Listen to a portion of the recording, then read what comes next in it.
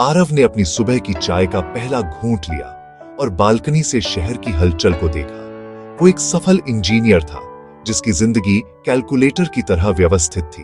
हर काम का एक तय समय, हर चीज अपनी जगह पर। लेकिन आज उसकी शांति भंग हो गई थी। कल रात अपनी दादी के पुराने सामान में उसे एक लकड़ी का डिब्बा मिला था। डिब्बे में एक पुराना पीले रंग का लिफाफा था जिस पर सिर्फ आरव लिखा था, पर हैंडराइटिंग उसकी दादी की नहीं थी। उसने चाय का कप नीचे रखा और उस खत को खोला। अंदर से एक छोटी सूखी हुई गुलाब की पंखुड़ी गिरी। खत पढ़ने के बाद आरव की आंखें थोड़ी नम हो गईं। यह खत उसके पिता ने लिखा था, जिनकी मृत्यु तब हो गई थी जब आरव सिर्फ 10 साल का था। यह कोई भावनात्मक खत नहीं था। इसमें उसके पिता ने अपनी सबसे बड़ी अधूरे सपने का जिक्र किया था, एक स्टार्टअप शुरू करने का, जिसमें वो अपनी इंजीनियरिंग की जानकारी का इस्तेमाल गांव के बच्चों को मुफ्त शिक्षा देने के लिए करना चाहते थे।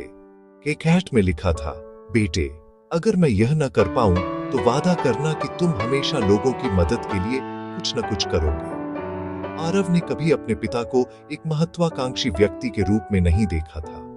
उन्होंने हमेशा सोचा था कि उनके पिता एक साधारण खुशमिजाज व्यक्ति थे जो जल्द ही चले गए। लेकिन यह कहा हाथ एक विरासत थी, एक अनकही जिम्मेदारी। उसने अपनी कुर्सी से उठकर शहर के नक्शे को देखा। वह अब सिर्फ एक सफल इंजीनियर नहीं था, वह एक अधूरा सपना पूरा करने वाला बेटा भी था। उसकी चाय अब ठंडी हो चुकी थी, लेकिन उसके मन में एक नई गर्माहट और एक स्पष्ट उद्देश्य था। उसने तुरंत अपने लैपटॉप पर अपनी छुट्टी और अपने पिता के पुराने नोट्स को व्यवस्थित करने के लिए काम शुरू कर दिया। के हिट्स अब उसके दिल में था और आरव जानता था कि उसकी जिंदगी की अगली इंजीनियरिंग बहुत अलग होने वाली थी। क्या आप आरव के नए स्टार्टअप के बारे में जानना चाहेंगे या कोई और कहानी सुनना चाहेंगे तो मेरा चैनल सब्सक्राइब और लाइक करें।